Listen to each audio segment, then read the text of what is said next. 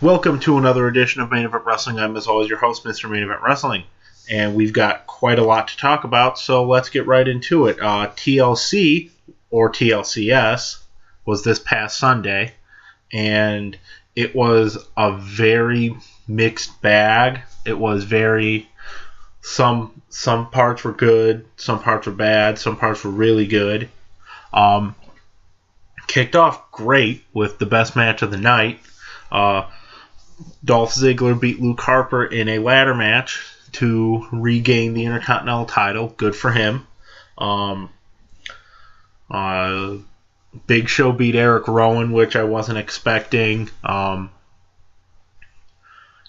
Ryback beat Kane, which that you could see that coming from a mile away, because when does Kane win matches that aren't just throwaway matches on Raw? I mean, please. Kane doesn't win pay-per-view matches anymore. It's kind of sad to see what Kane's become, but it's also good that he's putting over the young talent.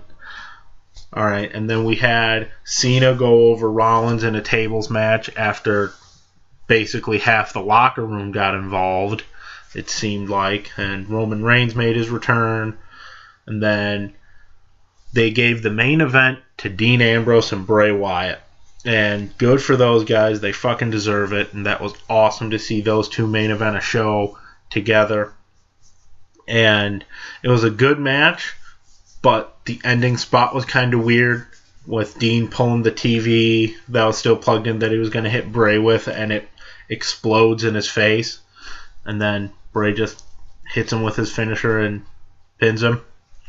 That was kind of weird to me, but hey, that happened. Bray Wyatt got a win on a main event of a pay-per-view, so I'm not complaining. And then Monday for Raw, Chris Jericho's the GM this week, and he was really good because Chris Jericho's good at whatever he does, especially in wrestling.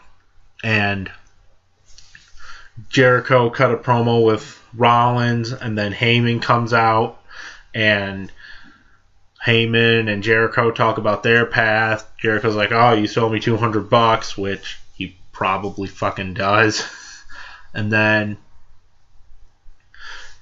Jericho ends up setting up a match between himself and Heyman, and then a bunch of other crap happens on Raw. I don't quite remember. I think one of the Usos beat Miz, and they continued that storyline with the Miz flirting with one of their wives, Naomi, whatever her name is, that diva.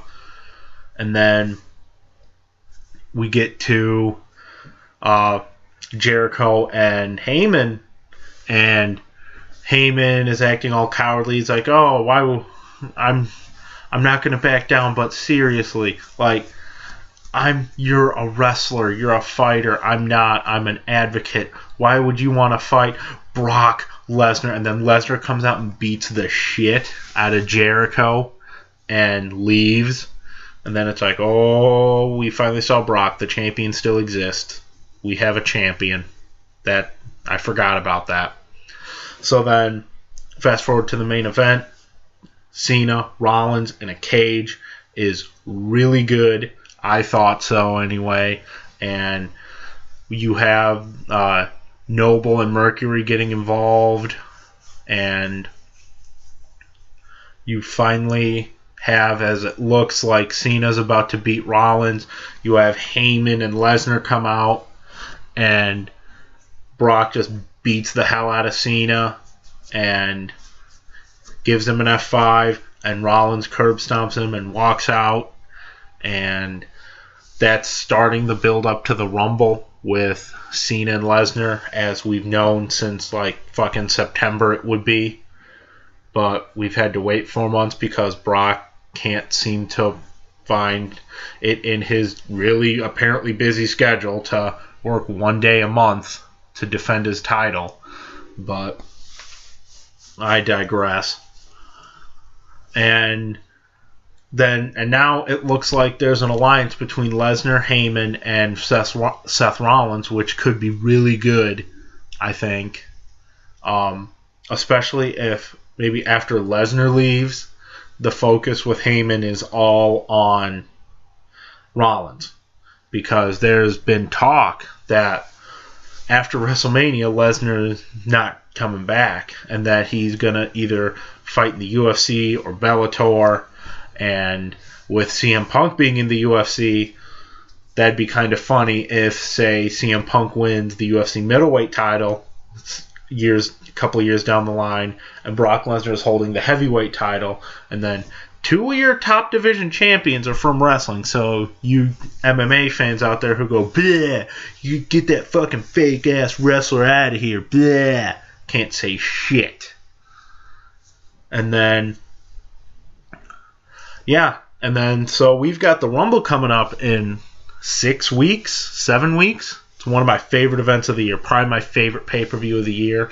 I love the Rumble match. I love how it just kicks off the road to WrestleMania. I love everything about the Royal Rumble match. It's just my favorite. I love the surprise returns. I love the things happening that you don't expect.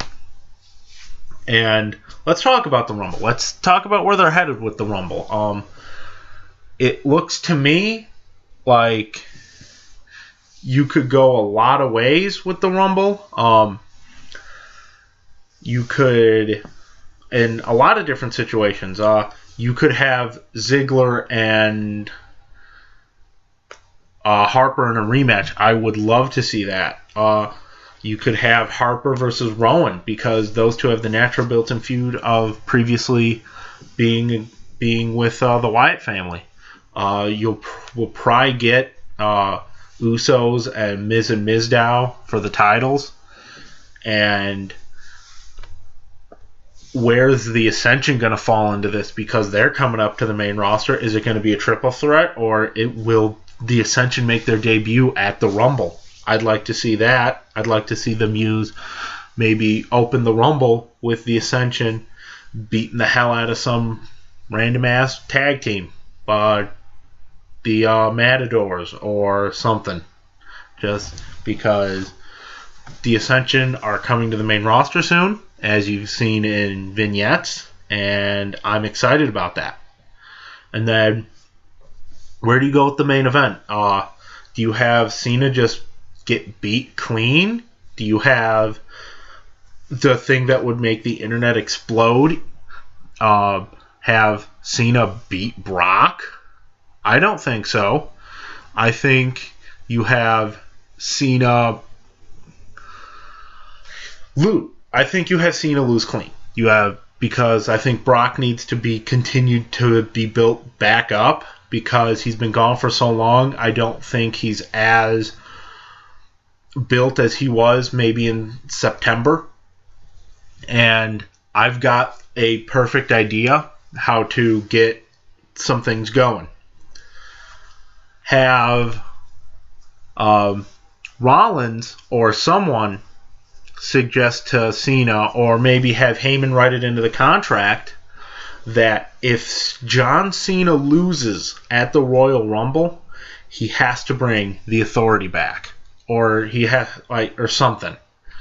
And then maybe, then after Cena loses, the next night the Authority's out, and out comes fucking Sting to confront Triple H, being like, you may have been brought back into power, but your reign of power will be a short-lived one, or something cryptic like that. And just set up for the quite possible Sting versus Triple H match.